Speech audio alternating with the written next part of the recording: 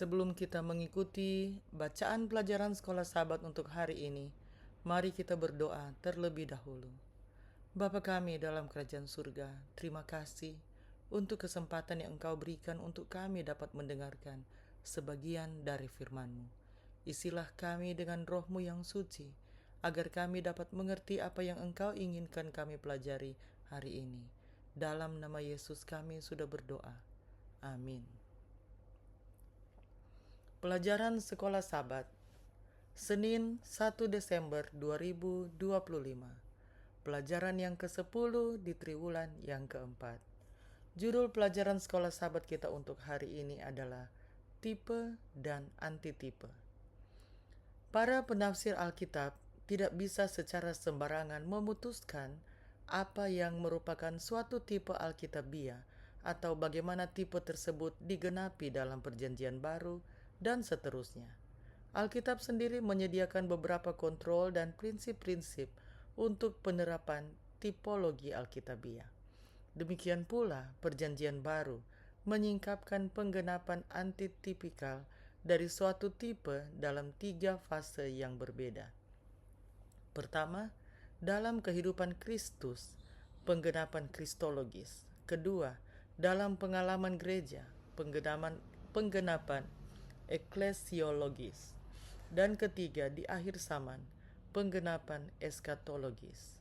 Kita dapat menemukan tipe-tipe dan antitipe ini di seluruh Alkitab yang sangat membantu dalam menunjukkan kepada para pembaca bagaimana memahami Alkitab dan kebenaran-kebenaran apa yang diajarkan firman Tuhan tentang Yesus, keselamatan, dan pengharapan akhir yang kita miliki.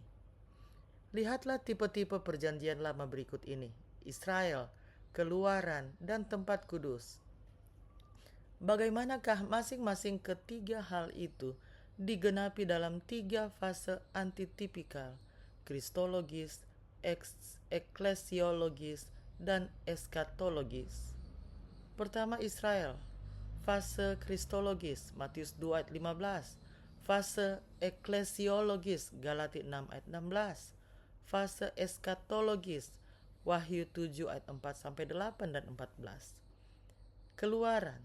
Fase kristologis, Matius 2 ayat 19-21. Fase eklesiologis, 2 Korintus 6 ayat 17. Fase eskatologis, Wahyu 18 ayat 4. Bait kudus.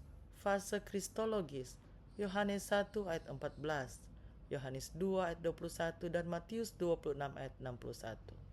Fase eklesiologis, 1 Korintus 3 ayat 16 dan 17, 2 Korintus 6 ayat 16. Fase eskatologis, Wahyu 3 ayat 12, Wahyu 11 ayat 19, Wahyu 21 ayat 3 dan Wahyu 21 ayat 22.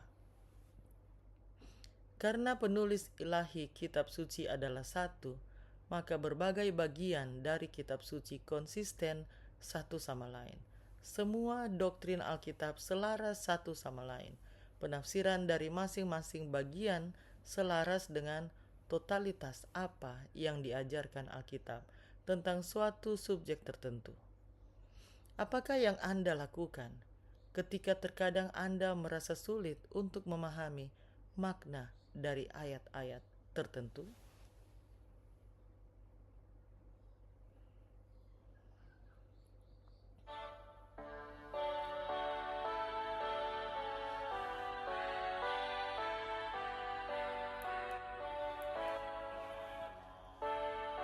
Bapa kami dalam kerajaan surga, terima kasih untuk pelajaran hari ini, di mana kami dapat kembali belajar tentang firman-Mu. Ya Tuhan, kami dapati banyak kali di saat kami mempelajari firman-Mu, kadang kami kurang mengerti kaitan dari satu ayat ke ayat yang lain. Kadang kami kurang mengerti apa makna dari ayat tersebut. Tapi kami tahu Engkau akan terus menolong kami, membuka pikiran kami lewat bisikan dari Roh-Mu yang suci.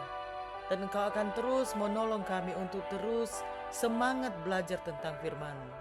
membuat kami lebih suka untuk belajar walaupun kadang-kadang kami tidak terlalu paham apa yang kami baca.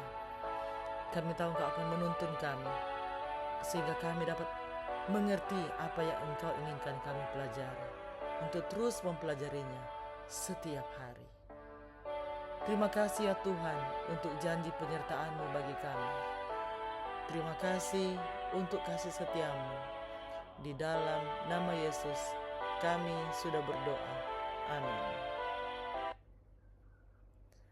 Demikianlah pelajaran Sekolah Sabat Senin 1 Desember 2025.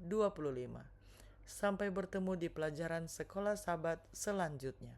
Tuhan memberkati.